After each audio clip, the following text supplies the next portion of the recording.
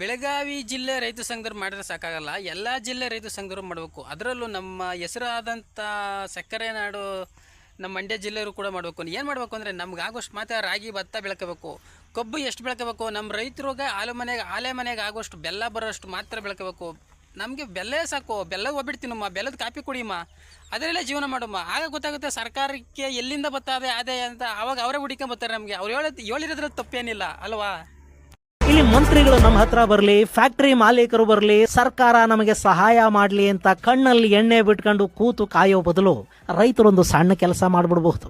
ಏನಿಲ್ಲ, ಸಿಂಪಲ್ ಆಗಿ ಮುಂದಿನ ವರ್ಷ ಕಬ್ಬು ನಾಟಿ ಮಾಡೋದನ್ನ ನಿಲ್ಲಿಸಿ, ಅಥವಾ ನೀವೀಗ ಎಷ್ಟು ಬೆಳೀತಾ ಇದ್ದೀರಿ ಅದನ್ನ ಅರ್ಧಕ್ಕೆ ಕಡಿಮೆ ಮಾಡ್ಕೊಳ್ಳಿ. 100 ಟನ್ ಬೆಳೆಯೋ ರೈತ 50 ಟನ್ಗೆ ಇಳಿಸ್ಲಿ, 10 ಟನ್ ಬೆಳೆಯೋ ರೈತ 5 ಟನ್ಗೆ ಇಳಿಸಿ ನೋಡಿ. ಫ್ಯಾಕ್ಟರಿಗಳಿಗೆ ಕಬ್ಬಿನ ಕೊರತೆ ಉಂಟಾಗತ್ತೆ. ಅವರು ಕೂಡ ಬಂಡವಾಳ ಹಾಕೊಂಡು ಸಂಬಳ ಕೊಟ್ಕೊಂಡು ಲಾಭದ ನಿರೀಕ್ಷೆಯಲ್ಲೇ ಕೂತಿರ್ತಾರೆ ಅಲ್ವಾ. 1-2 ವರ್ಷ ನಷ್ಟಕ್ಕೀಡಾದ್ರೆ ರೈತರ ಕಷ್ಟ ಏನು ಅನ್ನೋದು ಅವ್ರಿಗೂ ಗೊತ್ತಾಗತ್ತೆ. ಇನ್ನು ಕಬ್ಬು ಬೆಳೆ ಕಡಿಮೆ ಆದರೆ ಕಬ್ಬಿನ ಖರೀದಿಗೆ ಕಾಂಪಿಟೇಷನ್ ಶುರು ಆಗುತ್ತೆ.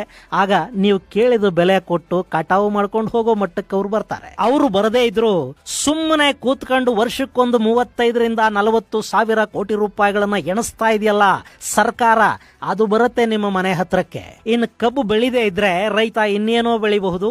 1-2 ವರ್ಷ ಕಬ್ಬಿಗೆ ರೆಸ್ಟ್ ಕೊಟ್ರೆ ಪ್ರಪಂಚ ಮುಳುಗ್ ಹೋಗೋದಿಲ್ಲ. ಆದ್ರೆ ಸಕ್ಕರೆ ಕಾರ್ಖಾನೆಯಲ್ಲಿ ಸಕ್ಕರೆ ಮೊಲಾಸಿಸ್ನೇ ತಯಾರು ಮಾಡಬೇಕು.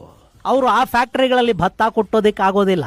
ನೀವು ಇಷ್ಟು ಮಾಡಿದ್ರೆ ಸಕ್ಕರೆ ಕಾರ್ಖಾನೆಗಳ ದಣಿಗಳು ಖಾಸಗಿ ವಿಮಾನಗಳನ್ನ ಬಿಟ್ಟು ನಿಮ್ಮ ಊರುಗಳಿಗೆ ಬರೋ ಹಾಗಾಗತ್ತೆ. ಆದ್ರೆ ಅದನ್ನ ಮಾಡೋದಕ್ಕೆ ರೈತರಲ್ಲಿ ಒಂದು ಒಗ್ಗಟ್ಟು ಬೇಕು.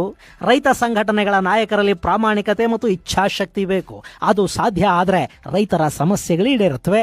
ಸರ್ಕಾರ ಯಾವುದಾದ್ರೂ ಧಣಿ ಯಾವನಾದ್ರೂ ನಿಮ್ಮ ಹತ್ರಕ್ಕೆ ಬರಲೇಬೇಕಾಗತ್ತೆ. ಆದ್ರೆ ಇದು ಸಾಧ್ಯನಾ? ರಾಜ್ಯದ ರೈತರು ಯೋಚನೆ ಮಾಡಬೇಕು. ಹಾಗೆ ಇದು ಕೇವಲ ಬೆಳಗಾವಿಯ ರೈತರ ಪ್ರತಿಭಟನೆ ಮಾತ್ರ ಆಗಿ ಉಳಿಬಾರದು. ಕಬ್ಬು ಬೆಳೆಯುವ ಇನ್ನಿತರ ಜಿಲ್ಲೆಗಳ ರೈತರು ಕೂಡ ಬೆಳಗಾವಿಯ ರೈತ ಸಹೋದರರ ಜೊತೆ ಸೇರ್ಲಿ. ಅವರಿಗೆ ಎಲ್ಲ ರೈತರ ಬೆಂಬಲವೂ ಸಿಗಲಿ. ಒಗ್ಗಟ್ಟಿದ್ರೆ ಮಾತ್ರ ಬೆಲೆ ಮತ್ತು